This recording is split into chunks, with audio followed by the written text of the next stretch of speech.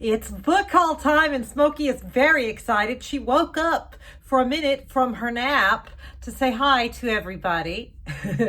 All right. First up, this book just came out very recently, and this is the one I'm going to start reading first. I'm very excited about it. Serial Unaliver's Guide to Marriage by Asia McKay. This one looks like it's going to be a lot of fun. I hope it's going to be as much fun as it appears. I have just read the first couple chapters. So far, so good. Two former serial unalivers trying to keep their past buried realize that old habits die hard in this sharp, compulsive thriller. I wasn't smashing the patriarchy. I was unaliving it, literally. Hazel and Fox are an ordinary married couple with a baby, except for one small thing. They're unalivers. Well, they used to be. They had it all: an enviable London lifestyle, 5-star travels, and plenty of bad men to rid from the world. Then Hazel got pregnant. Now they're just another mom and dad and baby. They gave up vigilante justice for life in the suburbs.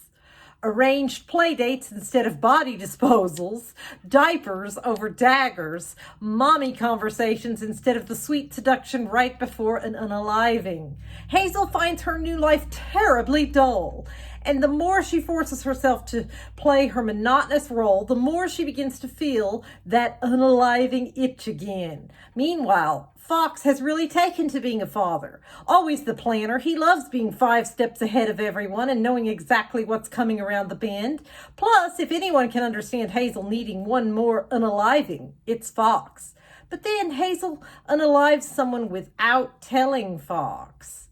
And when police show up at their door, Hazel realizes it will take everything she has to keep her family together.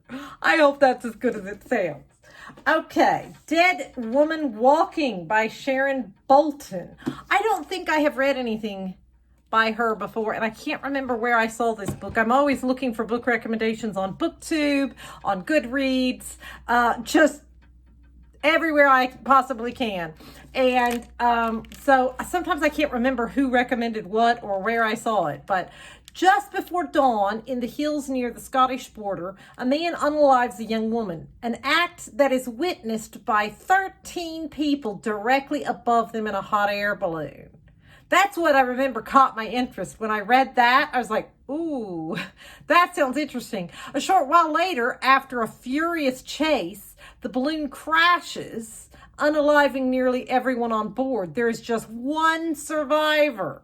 She's seen the unaliver's face, and he's also seen hers, and he won't rest until he's eliminated the only witness. Alone, scared, trusting no one, not even the police, forced to leave behind her sister lying dead in the ruins of the crash, she goes on the run. But with the unaliver on her trail, it becomes a race against the clock to find sanctuary. Before the chase is over, it may not be only her life at risk. Sounds very good. Now, her book, I loved her book, The Obsession. You might remember from one of my previous videos. I absolutely loved it. I rated it 4 stars, so I'm hoping that this one will be just as good. The New Girl by Jessie Q. Sutanto. Leah is the new girl at school. After getting over the shock that she's won a full ride to the prestigious Draycott Academy on a track scholarship, Leah is determined to make it work, even though she's never felt more out of place in a school full of students who have private planes, designer drugs, and bags that cost more than her car. But Draycott isn't as shiny and beautiful as the brochures say. There's something rotten at its core, something that is already starting to corrupt Leah. When a dead girl is discovered in the classroom of the teacher who is determined to see Leah fail, she tries to get to the bottom of what could have happened. But as Leah digs deeper into Draycott's secrets, she realizes everyone in her life and at the school has something to hide. If she doesn't learn how to beat them at their own twisted game, she'll be the next girl to wind up dead. And let's see, also, is that YA? I think it might be YA. I really enjoy YA. As long as the author is good at it. And this one, the plot of this, I don't think I've read anything by this author, Diana Urban, All Your Twisted Secrets, but the plot sounded fantastic. I have high hopes for this one. I hope it's as good as it sounds, and you will see what I mean. Welcome to dinner, and again, congratulations on being selected. Now you must do the selecting. What do the queen bee, star athlete, valedictorian, stoner, loner, and music geek all have in common? They were all invited to a scholarship dinner only to discover it's a trap. Someone has locked them into a room with a BOMB. I'm not sure if we're allowed to say that on YouTube. A syringe filled with poison and a note saying they have an hour to pick someone to die or else everyone dies. See, I love a plot like this where it's like, what would you do in this situation if they say you've got to pick one? That was kind of the plot of The Passengers by John Mars that I thought was so fascinating. It was, I think, if I recall correctly, that was kind of the plot. Like you had to pick somebody because if you didn't, everybody was going to die. I think, if I'm remembering. That's fascinating to me because I like to think, like, how in the world would you do that? Like, I don't see how anybody could ever agree on that. And yet, if you know everybody's going to die if you don't, I don't know. I don't know how in the world. But that's why this plot fascinated me. So if the writing is good, I think I'm going to love this one. Amber Prescott is determined to get her classmates and herself out of the room alive. But that might be easier said than done. No one knows how they are all connected or who would want them dead. As they retrace the events of the past year that might have caused someone to do this, it becomes clear that everyone is hiding something.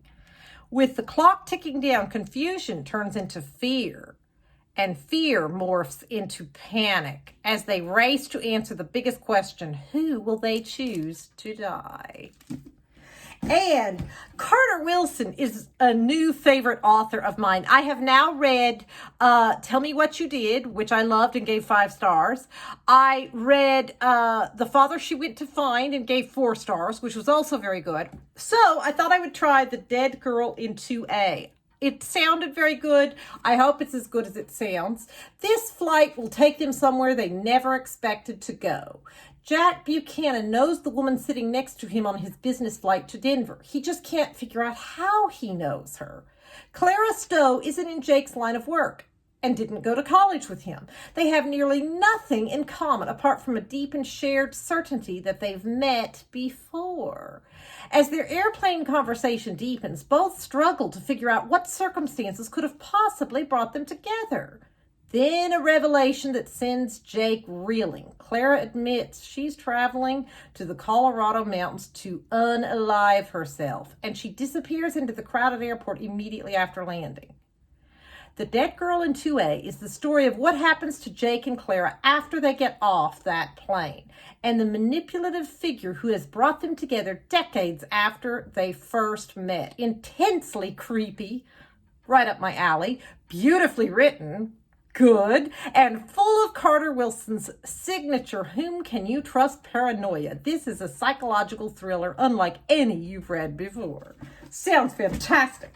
Okay, My Darling Girl by Jennifer McMahon. I loved her book, The Uninvited. It was a fun ghost story. I really enjoyed it. I did not care for her book. I can't remember what the title is, but it has like the house on fire up on the hill. That one I read about halfway through and it just wasn't doing it for me. But I'm giving her another shot here. We will try.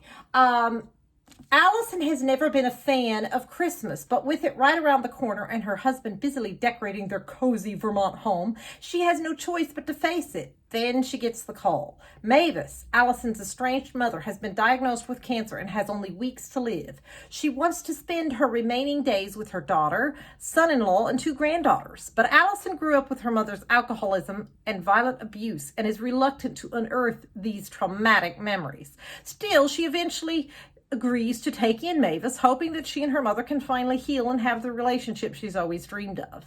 But when mysterious and otherworldly things start happening upon Mavis' arrival, Allison begins to suspect her mother is not quite who she seems. And as the holiday festivities turn into a nightmare, she must confront just how far she is willing to go to protect her family. So maybe this has some paranormal aspects to the story. I hope so, because I do love a good ghost story.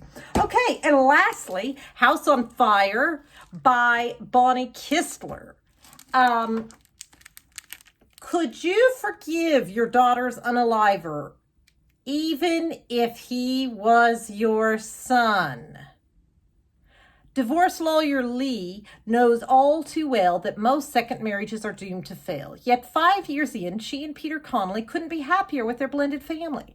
But one rainy Friday night, on the way back from celebrating their anniversary, Peter and Lee receive horrific news. Peter's son Kip, a high school senior, has crashed his truck and been arrested for drunk driving. And Lee's 14-year-old daughter, Chrissy, was in the car with him. 12 hours later, Chrissy is dead and Kip is charged with, again, I don't know if I can say that. You know what, you can imagine. I'm just not sure what words are safe to say on YouTube.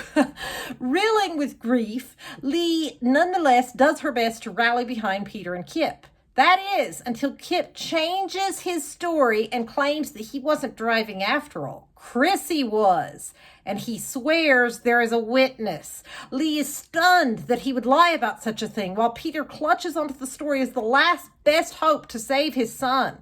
As they hurtle toward Kip's trial date, husband and wife are torn between loyalty to their children and to each other, while the mystery of what really happened that night looms large.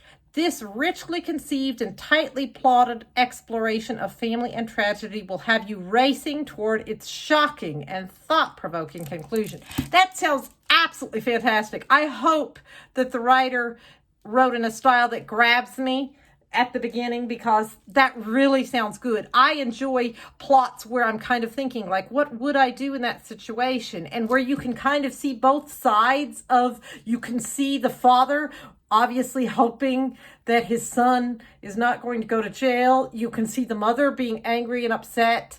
How could you lie and say my daughter? And is he lying? Is he not? Like, I like that kind of family drama and dilemma. It's just interesting. So there you have it. Lots of fun, exciting books. I can't wait to get back to you later with my reviews. Hopefully a lot of them will be good. So I will see you next time. Bye.